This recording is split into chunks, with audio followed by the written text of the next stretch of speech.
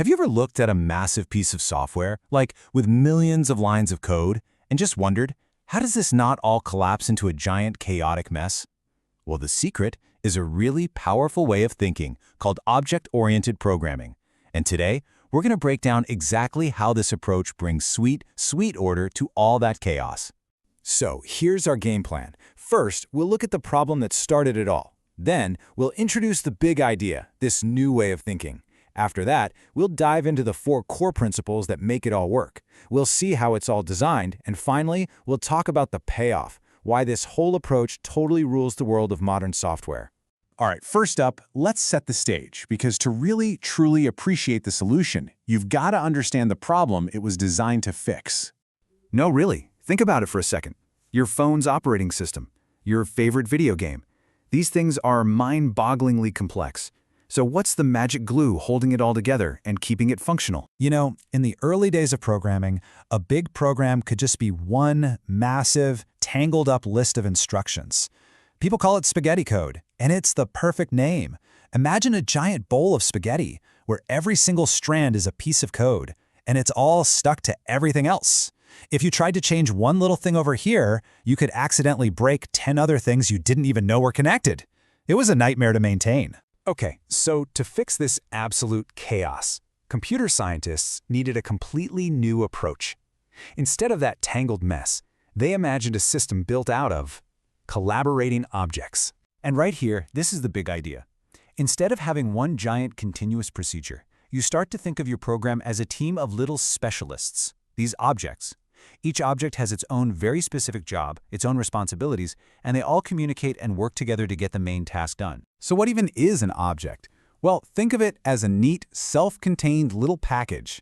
It holds its own data, and it also holds the specific tools or methods that are allowed to act on that data. A real-world car is a great example. It has data, like its color or its current speed, and it has methods, things it can do, like accelerate or brake. The two are bundled together, which is key. Now, you don't build every single car from scratch, right? Of course not. You start with a blueprint.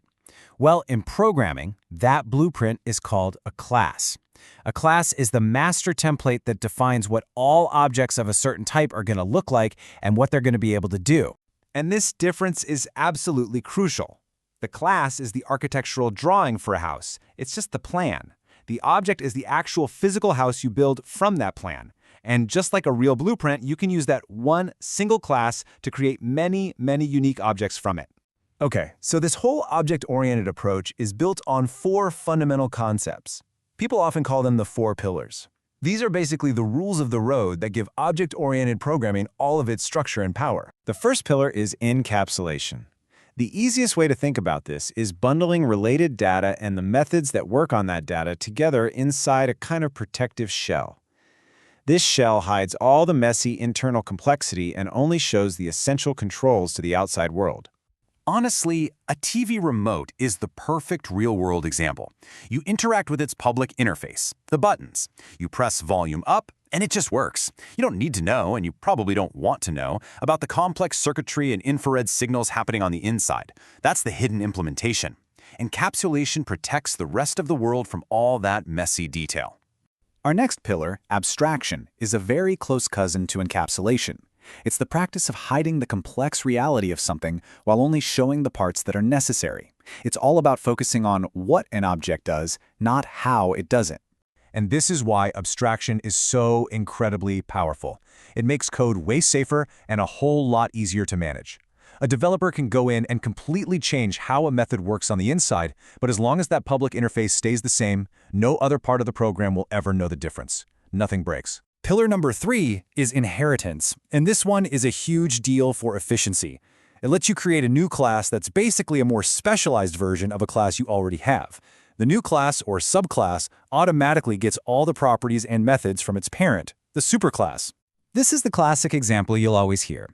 You can have a very general vehicle class that defines things all vehicles have, like a speed and a way to move. Then you can create a more specific car class. Now, since a car is a vehicle, it just inherits all those general vehicle traits for free. You only have to add the stuff that's unique to cars. It's fantastic for reusing code. And that brings us to our final pillar, polymorphism. It's a big word, I know, but it literally just means many forms.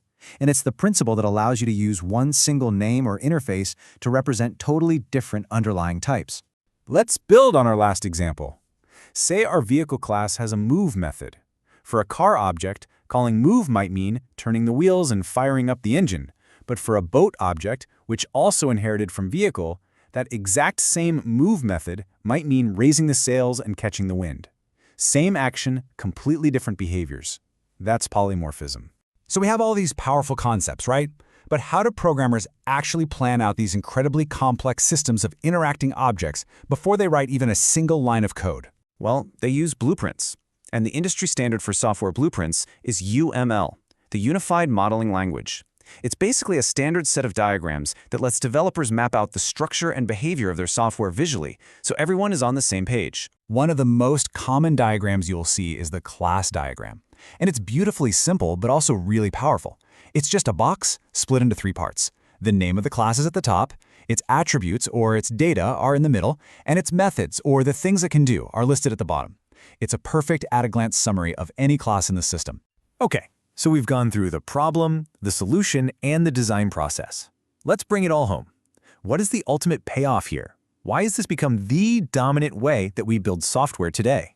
Well, the benefits are just huge. Because of inheritance, your code becomes reusable. You're not constantly reinventing the wheel. Programs become modular, kind of like building with Lego bricks, which makes them way easier to fix and upgrade. All of this just skyrockets productivity. Security gets a boost because all that complex, messy code is hidden away, and the whole system is more flexible and way easier to scale up. It really is a win across the board. In the end, object-oriented programming isn't just for coders. It's really a way of seeing the world as a system of interacting parts. Your pet, a bank account, a pizza order, pretty much anything can be modeled as an object with its own data and its own behaviors. So now that you know the basics, what in your world would you model first?